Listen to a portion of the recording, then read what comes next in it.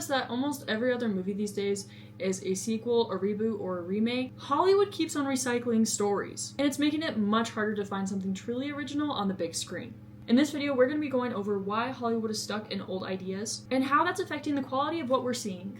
Hello Cinephile, I'm Brie. I'm an aspiring actress who's still learning her craft, and I'm doing that all through self-study, no professional help, but I'm here to tell you what I've picked up so far through my own study. So let's break down some movies together. If you aren't already, please subscribe so you can be a part of the Cinephile Club, and go follow my Instagram. Alrighty, let's get right back into it. Okay, today I have 5 things we're going to be discussing, and once again, this is all just stuff based off of my research and out of my curiosity, because that's just kind of the new thing right now. Everybody's like, why is everything sequels? And it's just so irritating, so this is going to be fun to talk about. So the first thing we're going to be talking about is the rise of reboots, remakes, and sequels. So essentially, they're so common, which is so strange because nobody really asks for them most of the time. Like, nobody really cares anymore for it, which is kind of funny. But the reason why we keep on making these reboots, remakes, and sequels is because it's a safe box office sale. For example, Disney's live-action remakes, superhero reboots, or constant sequels like Star Wars, Fast and Furious, Jurassic Park, and all that kind of stuff. But the reason why we started them to begin with was because of the nostalgia factor. And the reason why there's like such a strong nostalgia thing for it, and why that's even a thing, is because of emotional comfort, escapism, loyalty to a brand, and attachment. Which I understand, like, personally, this is, whenever I tell people I'm a Star Wars fan, it's like an understood, like, okay, you're a Star Wars fan. And then they're like, what are your thoughts about the sequels? And I always go, okay, hear me out. And they're like, no, you're not a true Star Wars fan. And here's the thing. Those movies are my comfort movies. Like, in a weird way. Like, I just watched The Last Jedi with my brother. But I love those movies because one, I love Kylo Ren. And 2, those were the only movies that I ever saw in theater that were Star Wars. So, like, it's like an emotional attachment to it. Because I was young when The Force Awakens came out. And I remember watching it in theater so vividly. Like, it was yesterday kind of a thing.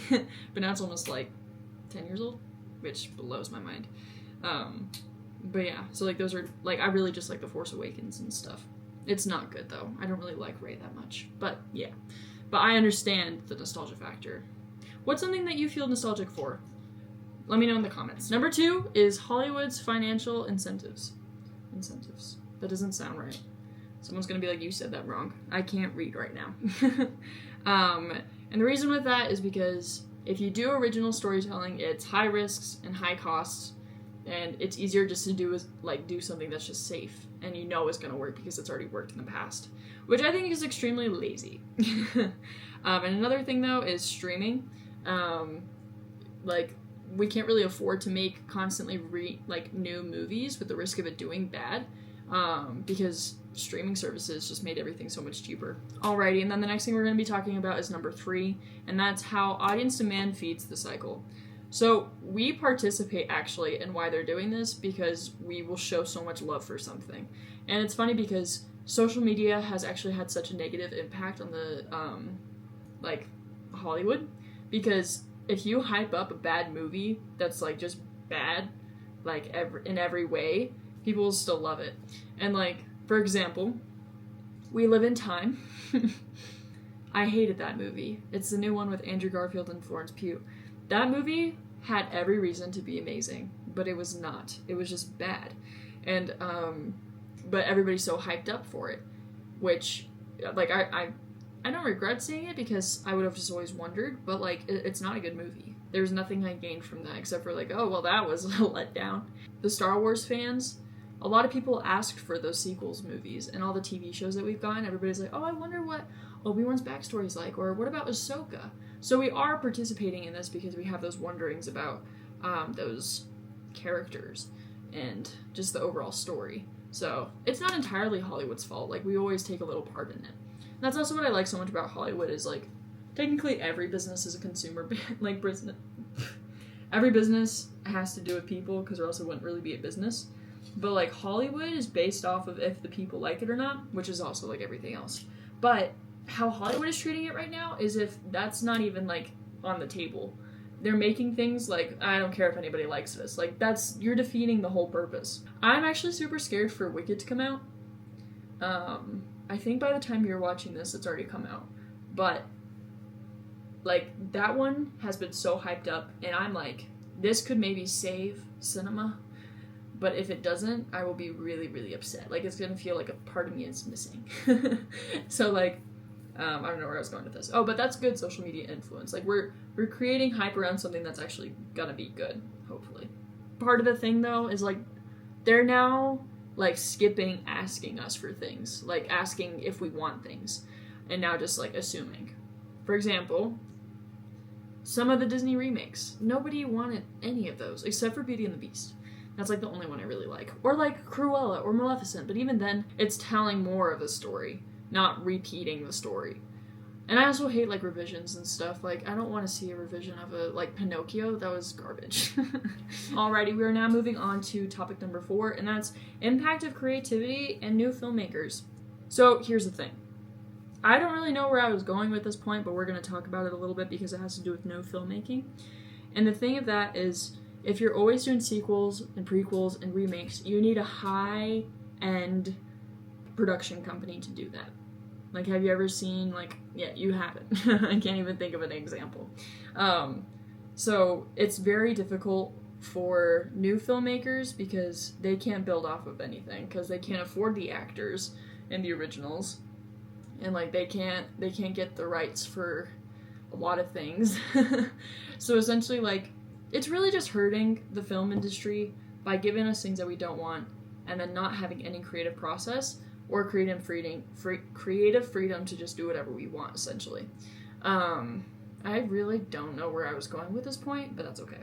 Oh yeah, but here's the big thing is, when you're making a movie, you have to be creative on some level because you have to create something that doesn't exist, essentially, if you're making, like, a fiction. Like Star Wars. Where did he get that idea? Kind of a thing. But if you do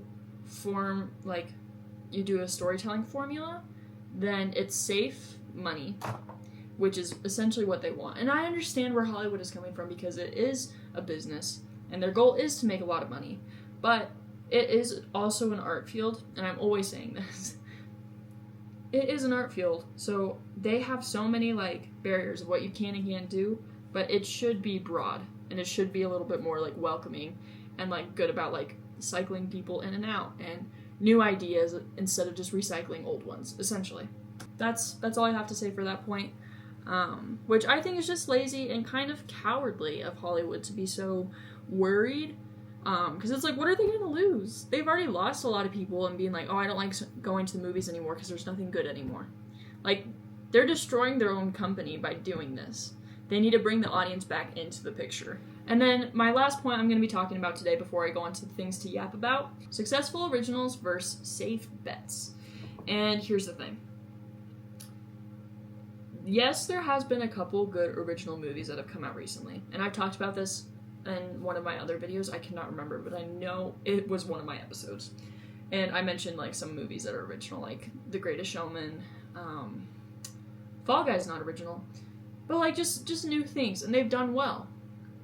But safe bets, like, safe formula bets, are so problematic because it just gets so boring. And, like, it's so funny. I feel like all these videos always end the same way. Is like, film is art, and they just need to stop. So yeah, and, like, there has been a lot of successful originals. I'm gonna look some up real fast. Hey Siri, what are some successful original films that have done well in the past 5 years? Alrighty, for the past 10 years, there's been so many good original movies. For example, Whiplash, A Star is Born, Joker, Hello, Blade Runner, Dune. Actually, that's not original. You're lying. Knives Out, Red Notice, I love that one. A Quiet Place, Deadpool, La La Land, oh, that one's so good. Crazy Rich Asians, Inside Out, Toy Story, Encanto. These are all original. We didn't have to remake these. So, and, like, those did well. So they should just like be like, oh, maybe we should start taking risks and bring it back to life. But like, how could you work as one of like the big names in Hollywood? How could you work and just know that what you're doing is essentially killing your job, and you may be like out of a job in the next 50 years? Like, I'm actually like concerned. I'm like, are movies even going to be a thing in the next 50 years? Because like everybody's attention spans are so short, and nobody likes going to movies anymore. Like, me and my parents, we went to watch Am I Racist? And it was like a Monday night, but the theater was completely empty, which is one thing. Like, I used to work in a movie theater, and it was kind of always busy. Like, there's always people going to the movies, which I think is great. But yeah, it's just sad. It's dying. And they're killing it.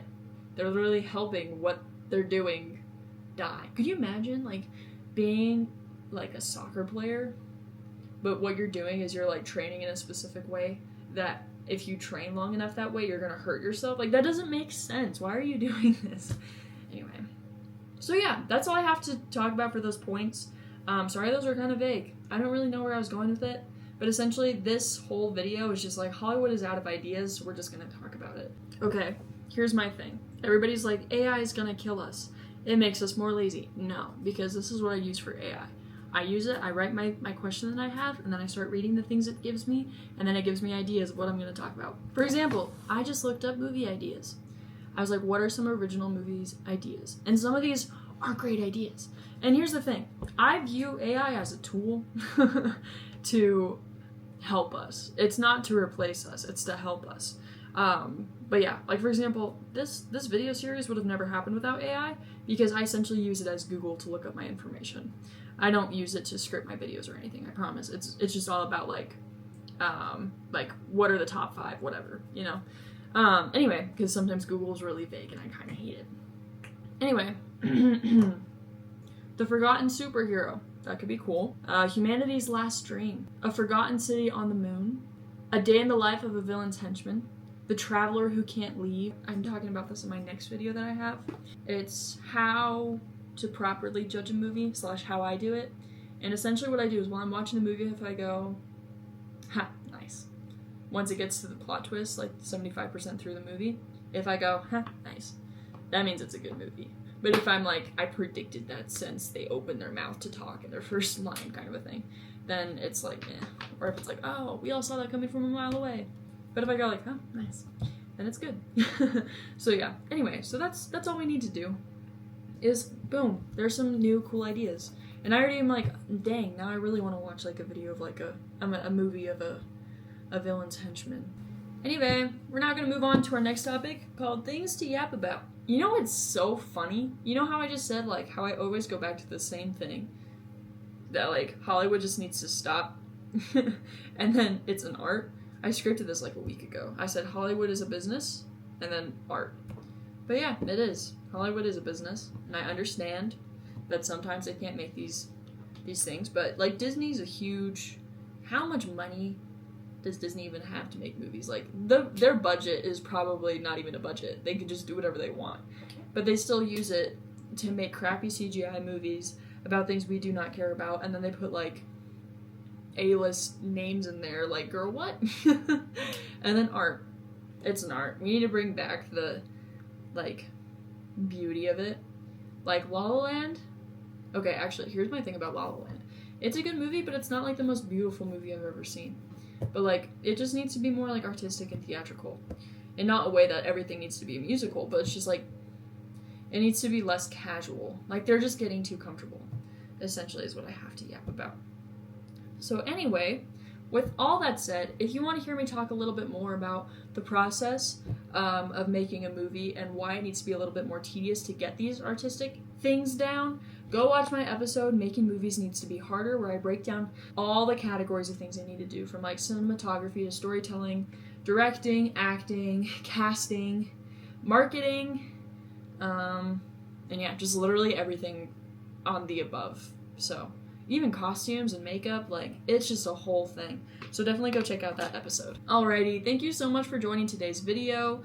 I really hope you enjoyed it. Sorry it was kind of unclear. My next one is definitely going to be a lot better, and that's going to be how I judge a movie. And it's actually a process that I've trained my subconscious to do, which is kind of nice. Like, I don't even go into a movie like, okay, now I have to remember my process of how I judge a movie. It's like, I just do it now.